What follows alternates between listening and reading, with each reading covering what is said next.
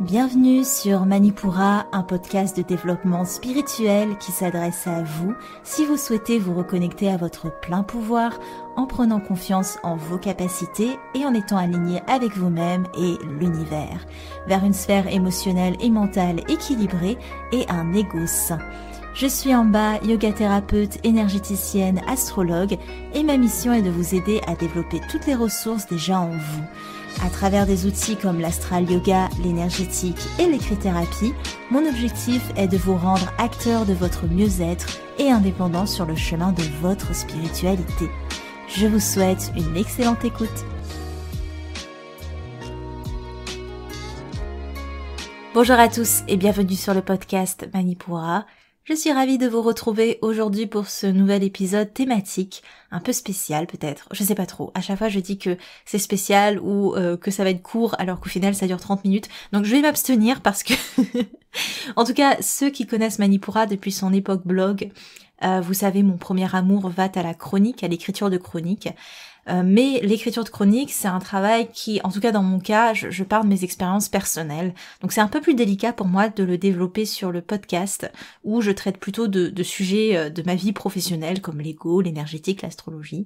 Mais bon, aujourd'hui je me prête à un exercice, on va parler de la vulnérabilité, mais avant toute chose, parce que je sens que cet épisode va vraiment dérouler ma réflexion, et je veux pas me couper dans cette réflexion, je vous lance un avis qui m'a été laissé par Christelle, qui dit: je suis les cours d'Amba pour devenir énergéticienne. Amba est pleine de bienveillance, ses cours de grande qualité et je me régale à chaque atelier pratique. Je la remercie infiniment pour tout ce qu'elle m'apporte. Merci à toi Christelle. Alors, faut savoir que Christelle est une des élèves de la formation énergétique. D'ailleurs, il y a beaucoup de gens qui me demandent quand la formation rouvre ses portes. Alors, il faut savoir que je suis les élèves pendant au moins 3-4 mois, donc ce sera pas pour maintenant, c'est sûr. Mais je vous remercie vraiment de votre intérêt et si ça vous intéresse, vous vous inscrivez à la newsletter, vous serez tenu au courant. Pour l'instant, je ne sais pas. Donc, mais en tout cas, je vous remercie de votre engouement. Alors, honnêtement, je sais pas comment commencer ce podcast. Je suis pas à l'aise avec le sujet parce que il s'agit de sortir de mon contexte habituel où je suis qu'une simple oratrice portant une thématique que j'aurais développée. Mais là, aujourd'hui, je suis quand même une part du sujet en lui-même. Et comment vous parler de vulnérabilité si je ne casse pas moi-même la distance que j'installe systématiquement entre moi, mes écrits et vous qui écoutez. Du coup, rien que l'utilisation du jeu, pour moi, est très inconfortable parce que la vulnérabilité induit qu'on ose être sur le devant de la scène sans grand contrôle, comme si c'était une pièce de théâtre qui allait se jouer et dont on ne connaît pas le scénario. En tout cas, l'histoire commence, attention, installez-vous confortablement, non je plaisante. L'histoire commence quand j'entreprends de me former dans une toute nouvelle technique de thérapie, qui d'ailleurs sera disponible au rendez-vous peut-être fin février je pense, peut-être début mars si je me défile, enfin bref. C'est une technique qui nécessite qu'on s'entraîne les unes sur les autres quand on est en formation forcément avec mes collègues de formation. Mais bon, ne dit-on pas que les cordonniers sont les plus mal chaussés parce que c'est pas évident de se laisser aller à la thérapie quand on est nous-mêmes habitués à être à la place du thérapeute. Certes, pour être thérapeute, il faut entreprendre un cheminement thérapeutique, mais entamer ce chemin thérapeutique, c'est jamais facile pour n'importe qui. Et si vous avez déjà entrepris pour vous un parcours thérapeutique, vous allez certainement remarquer que le plus dur, c'est le premier pas, parce que c'est le moment où on ouvre la porte et ça demande une certaine vulnérabilité. Quand on travaille en thérapie, il faut aimer les gens. Ça ça paraît logique, mais c'est pas le cas de tout le monde. Donc il faut aimer les gens quand on travaille en thérapie. Il faut aimer les mettre en avant, il faut aimer leurs failles, il faut les aimer pour cerner leur potentiel et les aider à conscientiser et à développer ces potentiels. Donc évidemment, certaines problématiques que rencontrent les personnes qui viennent nous voir en thérapie, elles peuvent résonner en nous, avec nous, parce qu'on est humain et parce qu'on s'identifie à cette humanité dont la personne fait preuve en se livrant à nous. Mais on reste dans notre posture de thérapeute, et je dis thérapeute, mais ça peut être accompagnant, je sais pas, coach ou soignant. En tout cas, on reste dans cette posture et on est capable d'instaurer une distance, de faire la part des choses parce que on accompagne de manière la plus juste et la plus efficace la personne. Donc ça nécessite de mettre une certaine distance. Et dans cette formation que j'ai suivie, on a été amené, ou j'ai été amenée en tout cas, à parler de moi. Voilà, tout le monde était amené à parler de soi, mais moi dans le lot. Et surtout, et c'est là toute la difficulté de l'exercice, je dois laisser les autres diguer, enquêter sur mes peurs les plus profondes. Ça faisait partie du process. Donc ces choses qui me paraissent un peu honteuses, que j'oserais peut-être pas dévoiler entre les 4 murs d'une salle Zoom. Mais bon, je me rends à l'évidence la plus frappante, c'est très compliqué pour moi d'être vulnérable. Voilà, c'était un peu le point de départ de cette réflexion. De me montrer vulnérable, c'est ça qui est difficile, parce que la distance professionnelle dont on peut faire preuve, parce que on n'a pas l'habitude d'être dans le rôle de celui qui reçoit, ou parce que on pense être assez mature dans notre parcours thérapeutique pour travailler sur soi par soi-même. Or, on a toujours besoin des autres d'une certaine manière. Et plus mes collègues de formation enquêtaient, plus elles diguaient, avec beaucoup de bienveillance, toujours, plus je me sentais attaquée dans mon intimité et aussi mal à l'aise d'être sur le devant de la scène, comme si les projecteurs étaient braqués sur moi. Et même s'il s'agissait d'un espace safe, par exemple dans la famille, où on a des gens qui nous aiment, à qui on fait confiance, ça reste quand même inconfortable de se montrer dans sa vulnérabilité. Là est apparu cet épisode de podcast, et la première question que pose cet épisode, c'est pourquoi est-ce si difficile de se montrer vulnérable? Je vous pose la question. Quel est le premier mot qui vous vient à l'esprit? Pour moi en tout cas, le premier mot ou la première chose qui me vient à l'esprit, c'est la corrélation qu'on peut faire entre vulnérabilité et faiblesse. Moi la première, j'ai pu exercer, et j'exerce parfois encore, cette corrélation inconsciente que se mettre à nu, ça relève soit d'une faiblesse d'esprit, parce qu'on est incapable de gérer nos dualités intérieures, parce qu'on n'aurait pas la force de traiter nos problèmes, nos blessures par nous-mêmes, ou parce que on aurait besoin de l'attention des autres pour s'autosuffire. Donc soit ce serait cette idée-là, cette faiblesse d'esprit, soit parce que cette vulnérabilité permettrait un angle d'attaque facile pour les attaques psychiques des autres, parce que forcément quand on est à nu au milieu d'une scène, c'est pas l'image qui nous viendrait à l'esprit pour matérialiser la sécurité émotionnelle. Donc voilà, se dire on se met à nu et on est vraiment vulnérable, on est vraiment à la merci des autres. C'est cette idée d'être à la merci. Mais, paradoxalement, et c'est aussi ce que j'ai appris sur le tas, et vous verrez que la vulnérabilité est bourrée de paradoxes, on n'est jamais plus en sécurité que quand on se laisse être vulnérable. Parce que on a assez confiance en ce qu'on est pour se livrer sans filtre. Et parce qu'on est assez confiant en soi-même pour que notre soi soit justement l'espace safe, notre soi devient l'espace de sécurité. Si bien que ce qu'on va délivrer à l'extérieur, ça va être que du bonus à la fin. Quand on choisit d'être vulnérable, on choisit de s'ouvrir, non pas par faiblesse, mais par humanité. La vulnérabilité nous reconnecte à notre humanité. On reconnaît qu'on est un être humain, donc qu'on est de nature vulnérable, parce qu'un être humain est un être vulnérable, et on estime qu'on n'a rien à cacher, parce que tout ce qui est en nous est simplement le reflet de cette humanité. Oser être vulnérable, c'est accepter notre condition d'être humain imparfait. Et par conséquence, on arrête de se battre pour un sentiment de sécurité illusoire, un sentiment de sécurité qui reflète plutôt un sentiment de faiblesse, parce que à quoi servirait une sécurité si on n'a pas quelque chose à défendre, quelque chose à cacher? Et dites-moi si je me trompe, mais en tout cas je pense, de ce que j'ai pu observer sur moi-même et sur les autres, que les barrières qu'on érige pour se sécuriser, c'est épuisant au quotidien.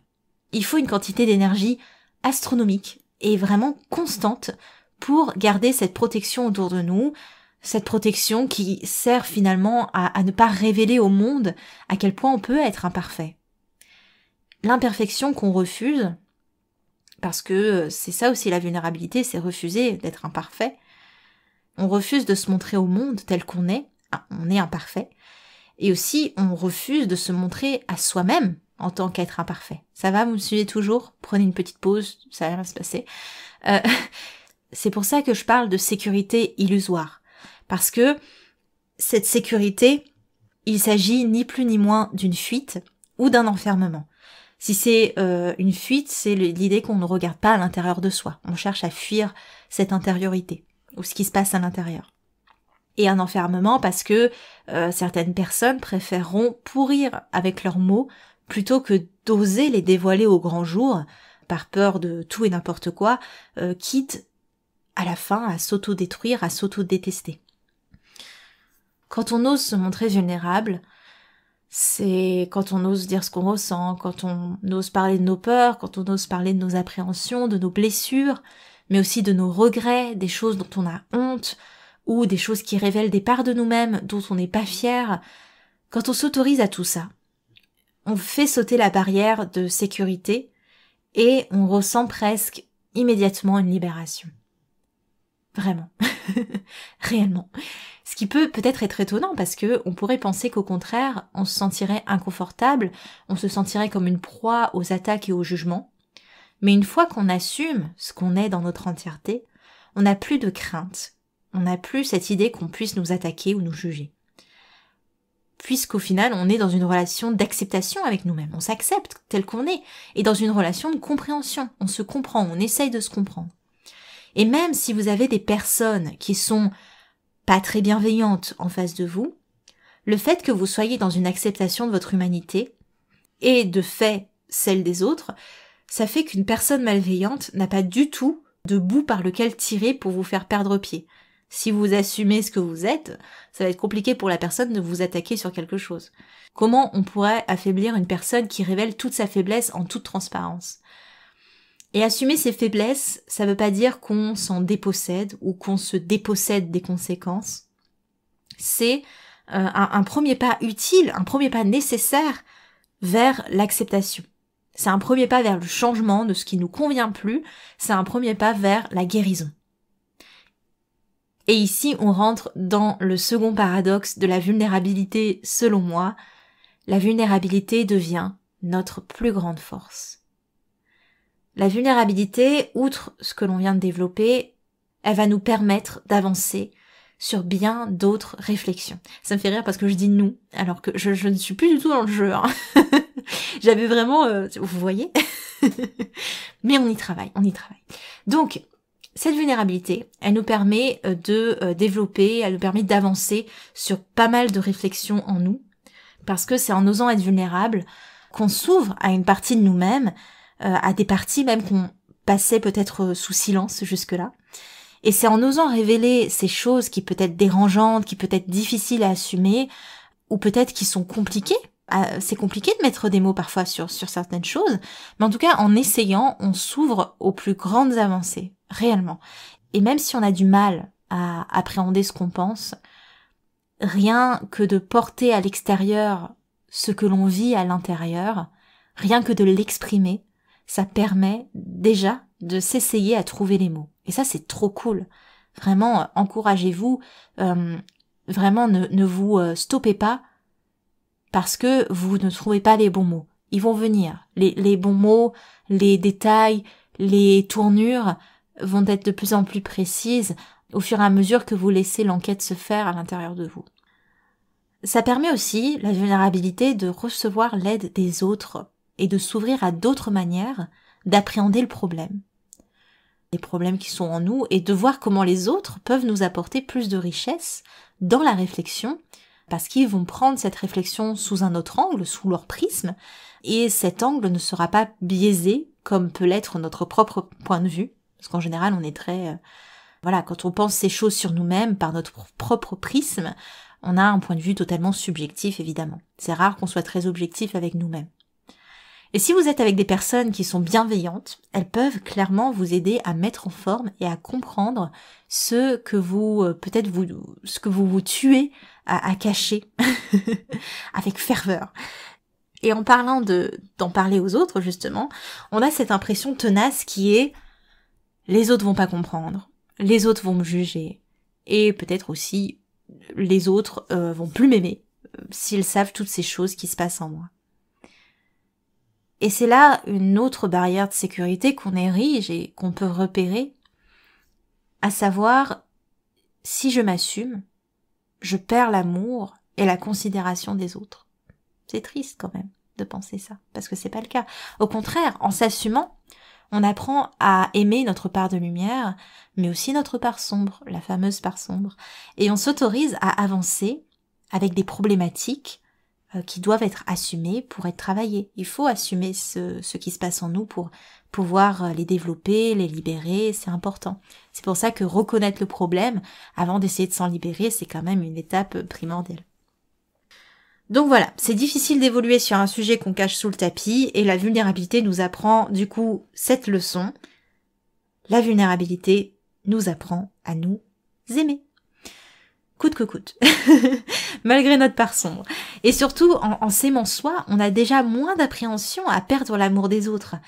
Parce que l'amour des autres, c'est du bonus après. Et surtout, en assumant sa vulnérabilité, on accepte aussi celle des autres. Point très important. C'est la plus grande leçon d'ailleurs que j'ai apprise dans cet exercice, très peu évident pour moi, d'oser être vulnérable avec autrui, et d'oser être vulnérable avec moi-même aussi, très important. En osant être vulnérable, on autorise autrui à l'être aussi. Pour vous donner un exemple, dans cette formation, imaginons que je serais restée braquée et je n'aurais pas osé être vulnérable pour les autres, et ben les autres en face, ça aurait été très compliqué déjà pour eux de s'entraîner sur moi, mais aussi au moment où ce serait moi qui travaillerais sur eux, ce serait compliqué pour eux de se livrer à moi parce que je n'ai pas fait la réciprocité. Donc ils seraient beaucoup moins à l'aise avec moi si je n'osais pas moi-même être vulnérable avec eux. Voilà, je sais pas si c'est clair, mais bon. Si vous voulez, de par ma position de thérapeute, j'entre dans la vulnérabilité des gens. Si vous prenez rendez-vous avec moi, vous m'autorisez d'une certaine manière à rentrer dans votre vulnérabilité, surtout en soins énergétiques où là c'est votre corps qui me parle, donc parfois on n'est pas maître des messages et des mémoires que le corps trimballe. Et votre corps, ou qu'importe dans les prestations que je donne, vous allez me livrer des détails qui seraient peut-être difficiles pour vous d'exprimer à des proches. Et j'ai remarqué avec l'expérience du coup que quand je montre plus ma vulnérabilité, les personnes qui me consultent se sentent plus à l'aise. En m'autorisant à être vulnérable, je crée une ouverture. En quelque sorte, j'ouvre le canal de communication entre nous. Et je le vois aussi dans les épisodes de podcast, quand vous m'écoutez, les épisodes qui sont remplis d'exemples vont plus vous parler, parce que ça rend la théorie plus humaine. Et on vient casser la barrière un peu froide entre consultant et consulté, entre informateur et informé, et du coup votre imperfection peut entrer en résonance avec mon imperfection. Et ça permet d'être plus compris et de vous sentir plus libre dans vos mots une fois qu'on a un échange ensemble. Et d'ailleurs, c'est une prise de conscience que j'ai eue dans mes relations personnelles également, parce que je ne m'autorisais pas à être vulnérable, et du coup, je n'acceptais pas la vulnérabilité de mes proches. Qu'ils puissent avoir faux, qu'ils puissent se tromper, qu'ils puissent déraper, qu'ils puissent être plus sensibles un jour, plus frustrés un autre jour.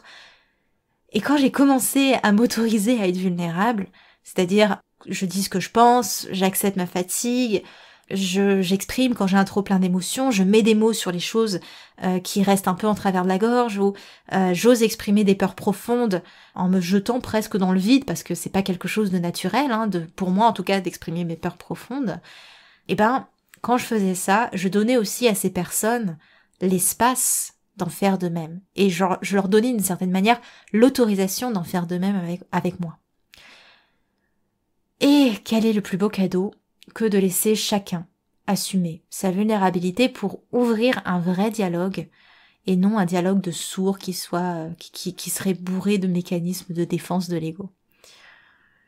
Donc, la vulnérabilité nous reconnecte à notre humanité. C'est marrant, j'ai l'impression de faire un TED Talks quand je fais des chroniques.